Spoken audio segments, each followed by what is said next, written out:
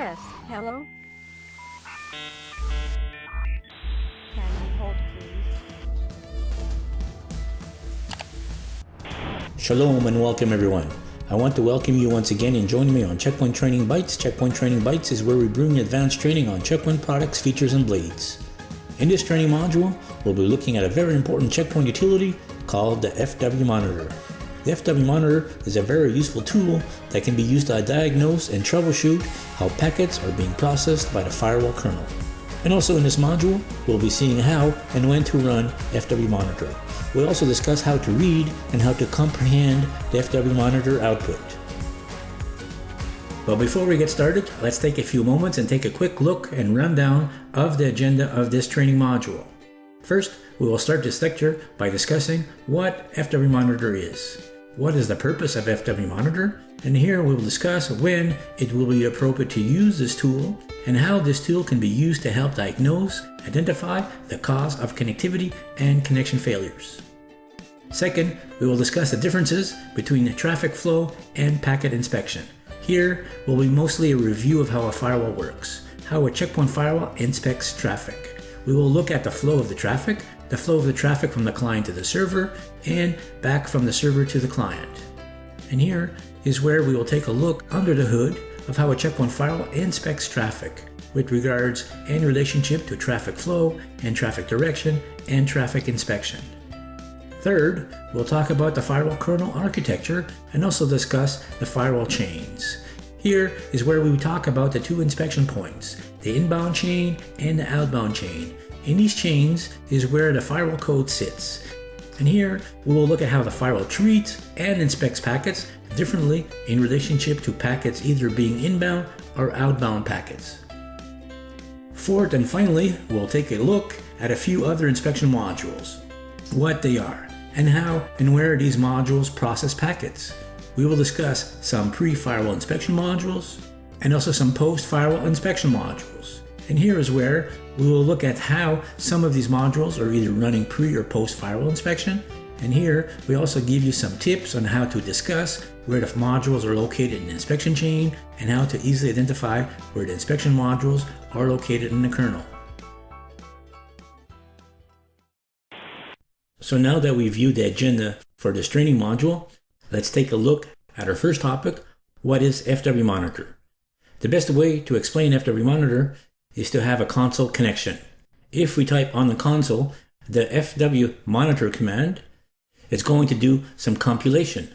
And then it's going to capture all the data that's going through the firewall kernel, all the data that's going either to the firewall or through the firewall at the kernel level. The FW Monitor is capturing that information. And so we say that the FW Monitor is a packet analyzer, very similar to a TCP dump and to a Wireshark capture.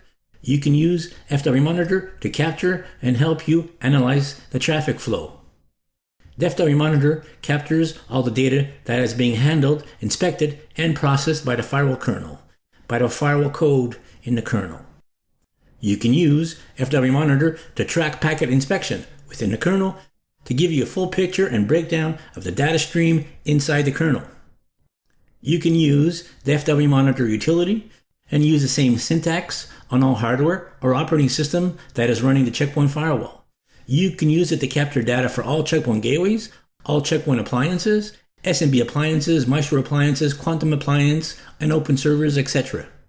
You can use FW Monitor to capture the packets that are being processed in the firewall kernel in the PCAP format, which will allow you to open the files using Wireshark program, which will help you filter and search for all relevant data.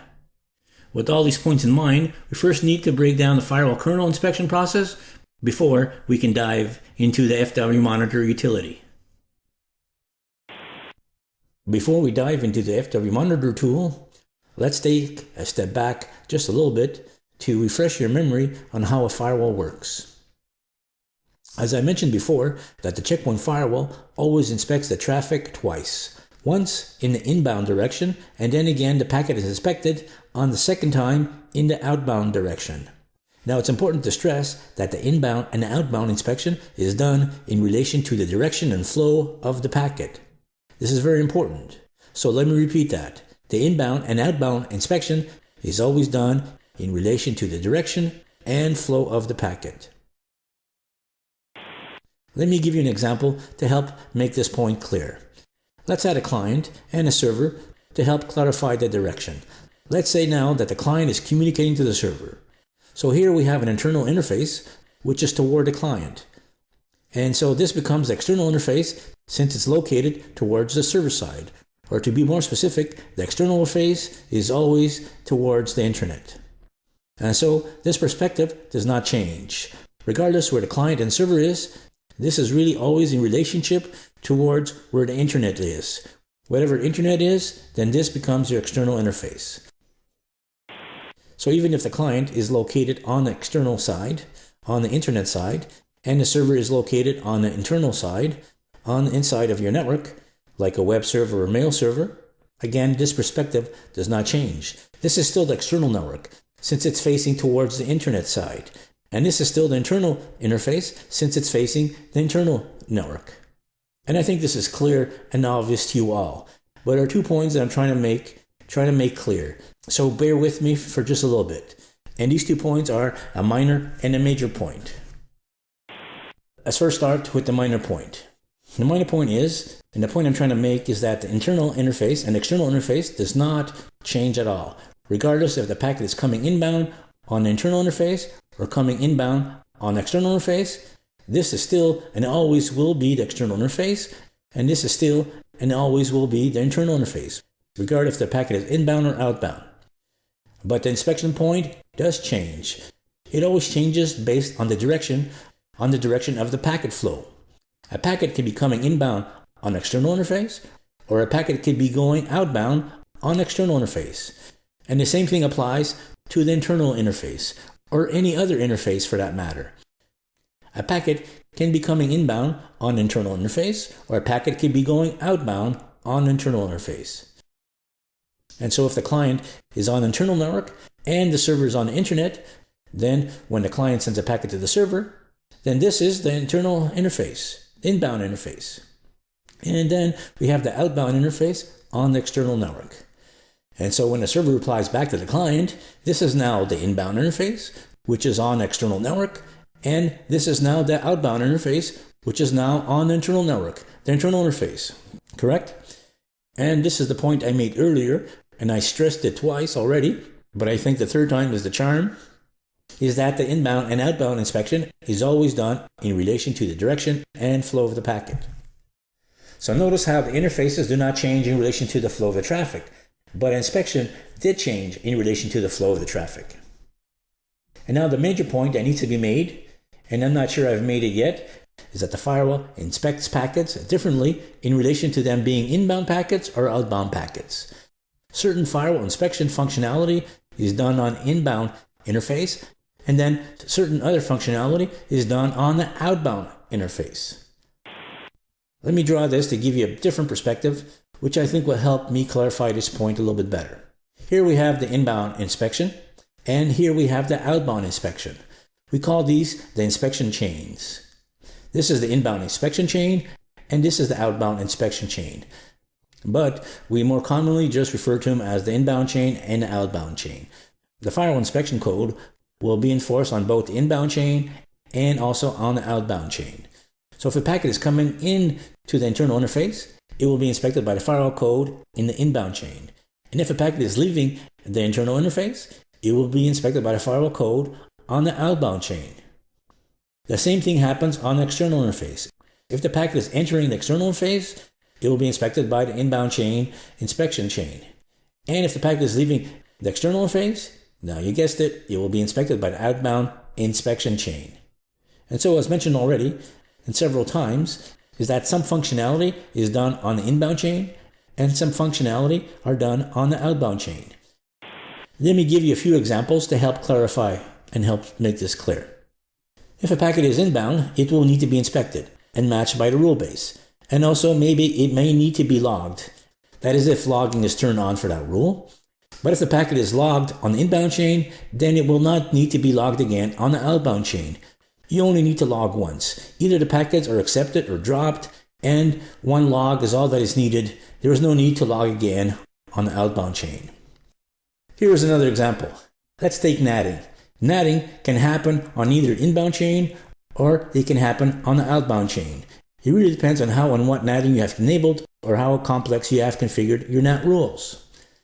But for simplicity's sake, in this example, when hide NAT is enabled for the source, then natting will be done on the outbound chain. Or when static NAT is enabled for the destination, then natting will be done on the inbound chain. I don't want to go too deep into natting in this video, but I hope you get the point, which is that different functionality can happen to a packet on inbound chain versus the outbound chain. Now let's take this up a notch just a little bit. Not only is the firewall code running on both the inbound chain and the outbound chain, but we also have some other products and multiple inspection points on the inbound chain, and we also have some other inspection points in the outbound chain. Firewall is just one component that is running on the inbound chain and outbound chain. But depending on what products and blades you have enabled, you will have a few inspection points for other products before the firewall code and some other products, inspection code, and functionality after the firewall code. We call these products that are running in the kernel modules. In the kernel, we have multiple product modules running and inspecting the packets. And so we have some inspection points for products and modules that can happen on both chains.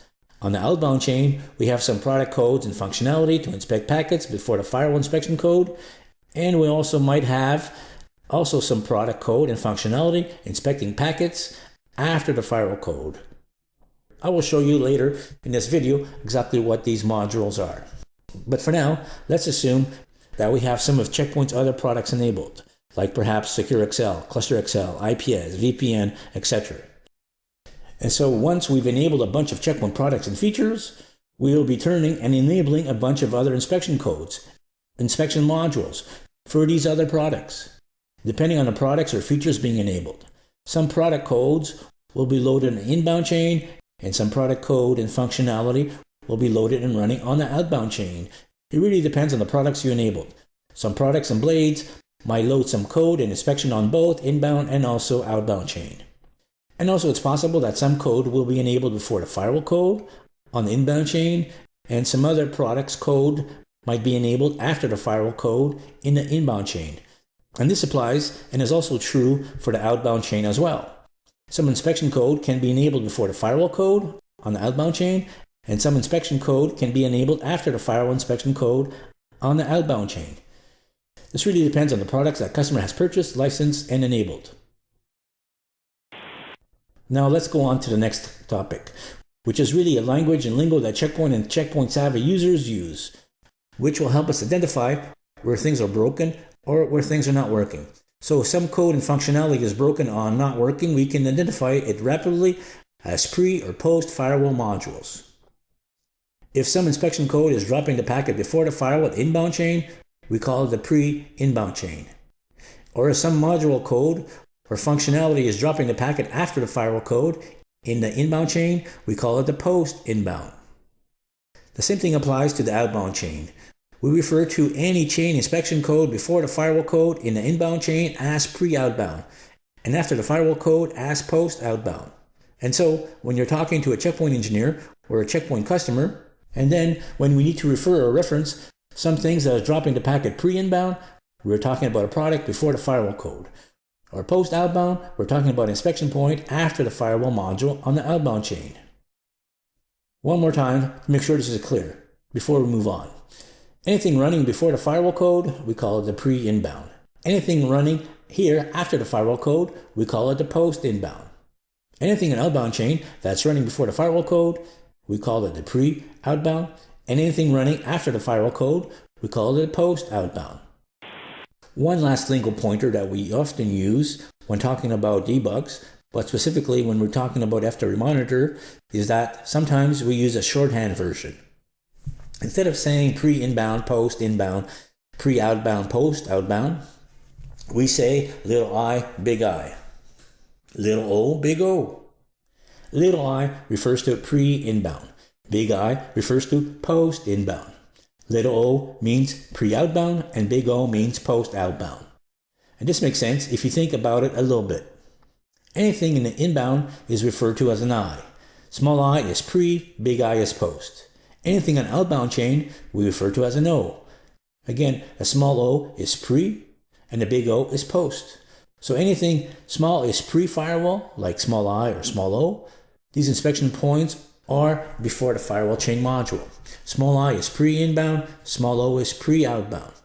Anything that is big is post. Big I is post-inbound, big O is post-outbound.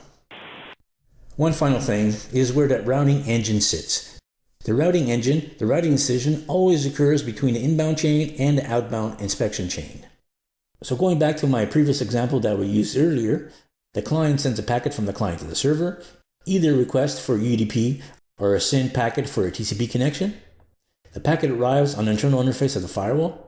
Always remember the firewall code always sits in between layer 2 and layer 3 of the OSI layer. The firewall inspection engine is part of the whole inbound inspection engine. Packets will be inspected by the whole inbound chain.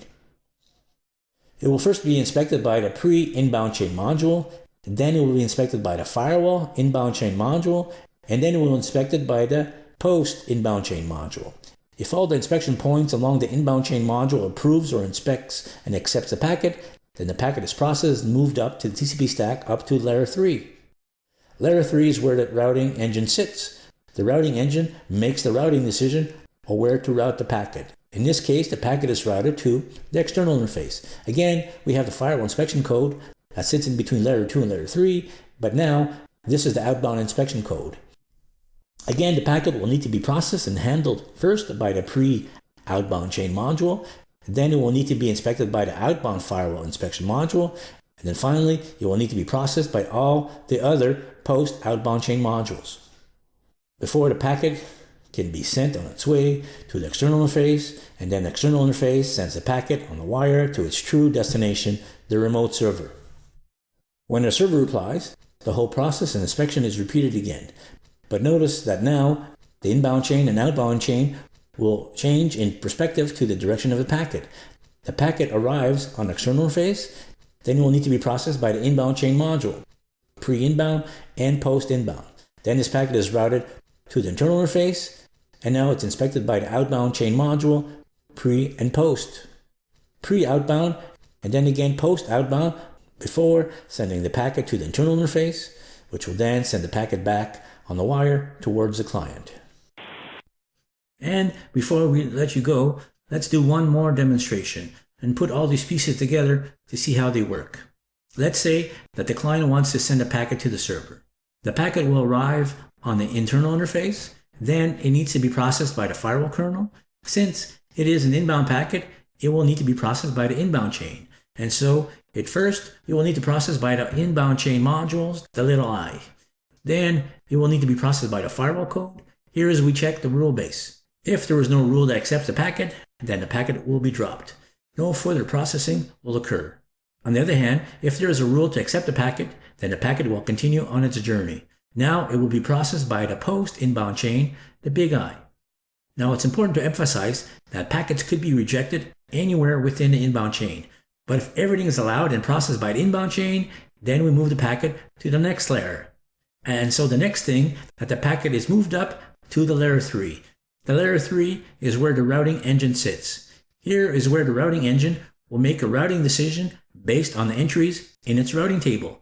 Either it finds a route to forward the packets to the next hop interface, or it uses the default gateway as the path of last resort. But once the routing decision is made, the packet is then forwarded on to the outbound chain. This outbound chain will be processing based on the interface that was determined by the routing decision.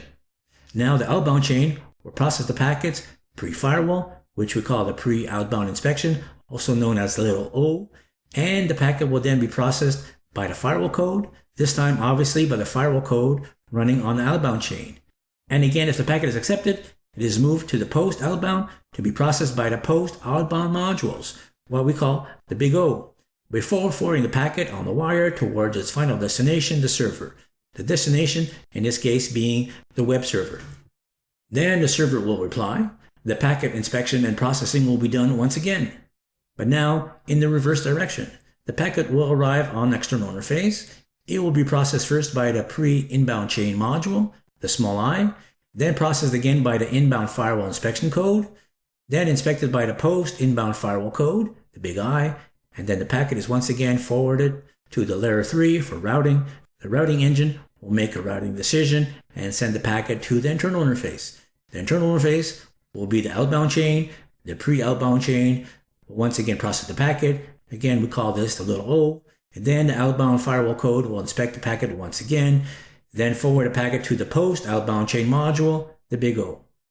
Again, if the packet fails anywhere throughout these inspection checks, then the packet will be dropped. If the packet is not dropped and is allowed through the outbound chain, then the packet is forwarded out the internal interface towards the client. Again, to be sure this is clear, if the packet inspection fails anywhere during the inspection chain, either from the client to the server, from the server back to the client, if there's any failures or rejections anywhere along the inspection chain, then the packet will be dropped. And so, how do you identify where there is a potential failure? This is where we need to run the FW Monitor tool. The FW Monitor tool will help us isolate where the failure occurs. It will help us isolate if it fails on the inbound or outbound chain. If it fails on the inbound, then it failed pre-firewall or post-firewall. And again, if the failure was determined to be occurring in outbound chain, then the failure occurred pre-outbound or post-outbound. And finally, I hope this video has helped shed some light on what FW Monitor is and how it can be used to identify connection failures, that is, connection failures that are occurring within the inspection chain, either the inbound or the outbound inspection chain. And so when you're able to identify where the failure is occurring within the chain, this knowledge will get you closer to resolving the problem. At least this information will help you to focus and narrow down which product or function to focus your attention on, which will help you to troubleshoot the issue and hopefully lead you to problem resolution. I created this video to discuss FW Monitor, but we first needed to discuss the foundation of how a firewall processes packets. With this knowledge, it will help us comprehend the FW Monitor utility. In the next video, we will continue to explore the FW Monitor and how it captures the packets within the kernel, within the inbound and outbound inspection chain. Before ending this module, let's take a few moments to quickly summarize the information discussed in this video. We started this video by first discussing what FW Monitor is. In essence, it is a packet analyzer, which is very similar to a TCP dump, packet capture, and we also discussed some differences between them. With the main difference being that TCP dump captures the traffic, captures the packets on the wire, meaning it captures the packets running on the network. Whereas the FW Monitor, the utility, captures the traffic, it captures the data that's being processed and inspected within the kernel, specifically within the Firewall Inspection kernel. And we also discussed how the FW Monitor is used to help you to view and identify packet flows and packet direction within the kernel, which can help you to locate and isolate where, how, and when the packets are being processed, which can help you identify the issue or problem within the firewall kernel, all within the perspective of the direction of the traffic flow. And then we discussed how packets are being processed. We discussed that each packet is being processed twice, once in each direction. We discussed the differences between external and internal interfaces and how packets are being processed differently, but always in regards and in relationship to them being either inbound or outbound traffic, and how each packet can be going inbound or outbound on the external or the internal interfaces. And we also discussed how inspection will be always done differently in relation and in regards to whether they are inbound traffic or outbound traffic. And we also discussed how some products or functions will be done either on the inbound or on the outbound inspection, and how some products or functions might be done on the inbound direction or some products and function might be done on the outbound direction. We also mentioned that some products or inspection function might be done only on the inbound direction, or it might be done only on the outbound direction, or both the inbound and outbound direction. Then we talked about the inspection chain, how each and every packet is always processed by the firewall code in each chain, how each packet is processed by the firewall code in the inbound chain, and how in turn each packet is also processed by the firewall code in the outbound chain, and how each firewall code in the inspection chain process packets differently. in regards to whether they are inbound or outbound packets. We also discussed that the firewall kernel is made up of multiple products, which we call modules, or to be more specific, kernel modules, and how kernel modules are running before the firewall code, and some kernel modules can be running in inspected packets after the firewall code, and how we use specific language in Lingo to identify where within the chain that the product module is located. In the inbound chain, we say that every module running before the firewall code, we call them the pre-inbound modules. And we also mentioned that the module running after the firewall code, we call them the post-inbound modules. And we also discussed that we have similar terminology to help identify and locate product and inspection that could be used or running in the outbound chain. And we call every product or function before the firewall code on the outbound chain as pre-outbound modules. And we call everything after the firewall code on the outbound chain as post-outbound modules.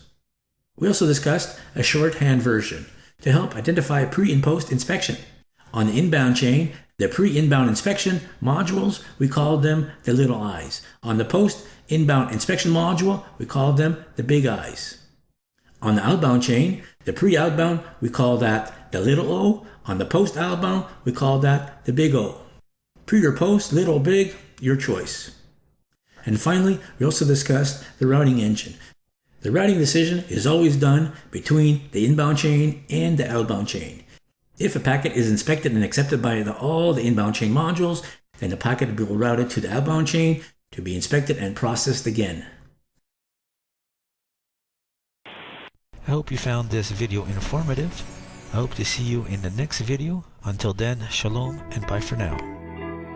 Checkpoint. We secure the future.